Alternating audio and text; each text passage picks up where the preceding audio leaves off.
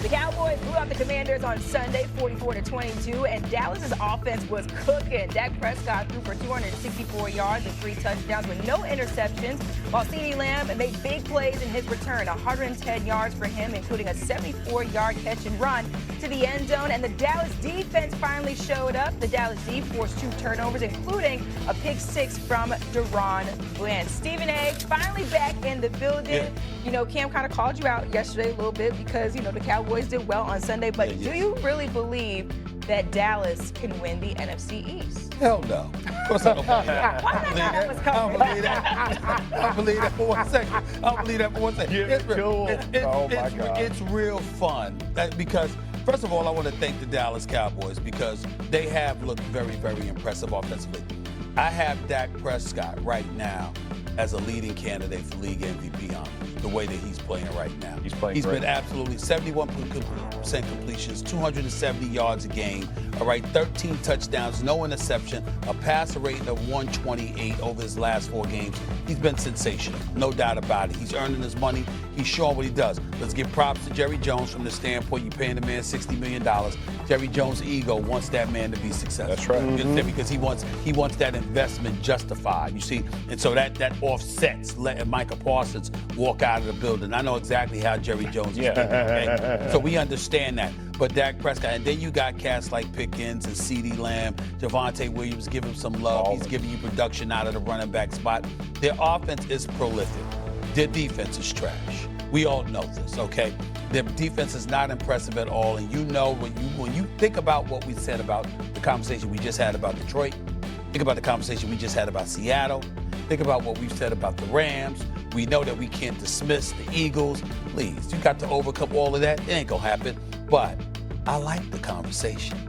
You understand? Because CC, I keep telling people all the time, see, I don't want you to fall from here. See, I want you up here. I want you up here. So you want him to have a little bit of hope. You want a little bit of hope for the Dallas Cowboys fans. I don't want you falling off the curb. Right. I want you falling off the roof. Yes. You understand? I want the Cowboy fans. I see him now. No, we're going to Super Bowl next year. Yeah. No, we're going to Super Bowl this year. Right? I see it now. I see it. And you hear him talking, and you just feel that their chest is sticking out. Yeah, we got a good team. We're the NFC East. Look at it. I see it. I see it. You see what we just did? It's all set up. And that's why I was telling Cam and them yesterday, just be patient. Just wait. I ain't been wrong in 29 years. Okay? And it's going to be 30. It's going to be 30. Just wait for it. It's going to come. Just be patient. That's all I'm going to say. Well, Stephen A., the question wasn't, can the Dallas Cowboys win the Super Bowl? They can win the NFC. Can they win the NFC? And I said, well, listen, I'm not feeling that. I'm not feeling that because of their defense. Seriously, because of their defense. Well, okay, Stephen A. But offensively, they can beat anybody. They can beat anybody. The defense isn't great, but the defense was better on Sunday against the Commanders. Are we going to ignore that McLaurin wasn't out there, or Brown wasn't out there, Deebo Samuel's out there? We just going to ignore that the 3 primary weapons for the Washington Commanders were all gone. We just going to ignore that, CC? Stephen A., Terry McLaurin ain't played in a while now. So, I mean, I understand we're using that excuse. I get where you're going. But the defensive line still had 4 sacks on Jayden Daniels. They still knocked out the opposing quarterback, and they still had a pick 6. Well, if you ain't got nobody to throw the ball, the pick 6 for Mariota, really? That's what we doing? I mean, it still counts. It still counts. Oh, that's what we doing? I mean, it still counts? It still counts? Is it in the box score? Is it on the scoreboard? That's what we doing. It's in the box score. But here's the thing. Okay. But here's the thing, Stephen A. DeMarvion Overshown, their standout linebacker, he's now in his window where he can return to practice. They're expecting him to be back in November. And he can ball. That's a huge add. And here's the deal. The Dallas Cowboys just have to keep from discounting themselves before the trade deadline, because if this team can hover right where they're at, be around 500, and have Dak and that offense playing the way that they're playing, then Jerry Jones can be validated and continuing to invest in this team by trading for a piece for the defensive side of the ball. Remember, after the Micah Parsons trade, Jerry said with that draft capital that he was willing to add to this team this year. It wasn't about it just being a move for 2026 and beyond. He said he would invest in this team this year. They got a road game against the Denver Broncos and then at home against the Arizona Cardinals. If they can split those games going into their bye week and the trade deadline, I don't expect this Dallas Cowboys team and this defense to remain as constituted. Last thing, the NFC East in the last 2 decades hasn't had a repeat champion. Right. And the Dallas Cowboys offense is the most dominant unit in all three phases of football of any team in that division. For sure. I will roll with the Dallas Cowboys having a chance to win the NFC East off of that alone. Wow, I'm shocked. I'm shocked by you as well because I thought you was going to slow play this.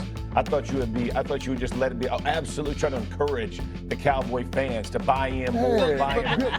They're at that point now. I don't have to do that. Yeah, okay. I don't have to do that because they're at that point. They're already in there. They're already in there. They're already stirred up. hook, line, and sinker. Because I'm on the same thing with you. Defense wins championships. And I think offenses, although as good as Dallas's offense is, and I do think Dak is on MVP level, I think they are lights. I think Javonte Williams has done. Their offensive line is good, and they've been banged up, and they're still good. The Cowboys can run the ball better than the Eagles can. That's true. Right. But that don't make any sense. Here's the problem. It doesn't. That don't make any sense. I'm with you on that one. I can't understand that. I don't understand that. At some point, the ball doesn't bounce your way offensively. You're not going to get, you know what I mean? And so it's going to get cold, or you're going to have bad days. It's not, Dak's not going to be or the receiver's not going to, it's going to hit a hand, get tip ball, whatever it is. I just think at some point you have to rely on your defense. Now, I will say this. I love the fact that there's reporting that Schottenheimer, their head coach, went into the defensive meeting rooms this week and was just like, listen, be aggressive. And they were more aggressive this week than they had been. Play more man, bring more heat, whatever you got to do, because at least if we give up a big play, we're putting the ball back in Dak's hand. But instead of the 6 or 7 minute drive that they punch in late, and it's just like defeating for your team, right? Because now you gotta speed up your offense.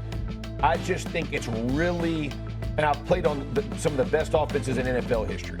It is really hard to stay that efficient throughout 17 games because you're going to run into some buzzsaw defenses. And like I looked at their schedule, like you said, they come off that bye and they play the Raiders, so that's a big. But then they go a bye week. Eagles, Chiefs, Lions, Vikings, Chargers, Commanders, Giants, right? Like that's not their offense is going to have to carry them, and I'm just not sure because their defense against those matchups is going to be tough. I just think it's going to be a tough. I want to say this too. Let me just veer left and say this about the Washington Commanders. They've messed up this season. I mean, a lot of bad luck has run away. You move on from Brian Robinson Jr. Austin Eckler gets hurt, and he's lost for the year, week 2, torn Achilles, right?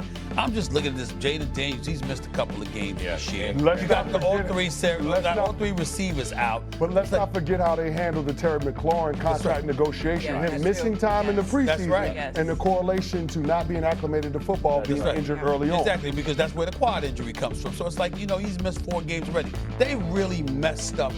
They took. The Washington Commanders should be a lesson for a lot of NFL teams out there. They took for granted what happened last year. You had a rookie who established himself as a star, and you thought you could play games, and because you had that security blanket. They've messed up the season. I'm blaming their front office for what has happened to the Washington Commanders this season more so than anything else. Because like you pointed out, with Terry McLaurin, the negotiations, you got to take into account, y'all know this better than me, you got to take into account being in football shape, being in a proper condition, dotting your I's, crossing your T's, doing everything you can to maximize to meet your potential and have yourself ready. And they let business get in the way of business. And now it's messing with them on the football field. It's disappointing for sure. And Daniels being injured again. Look, he and Drake May, they're the most fun quarterbacks to watch, but man, you hold your breath every play. Right. Because they'll put themselves in harm's way, man, take unnecessary shots to get the ball, and ultimately your body pays. I mean, availability at the quarterback position is a must, and him being banged up, it's just hard to get rhythm when your starting guy can't be there. Jeff, I might need you to check his cup of coffee. It's got a little something in it. I mean, listen, it's actually a take that I agree with. Is it the medicine that the kids gave? It's actually the take that I agree with. Still on the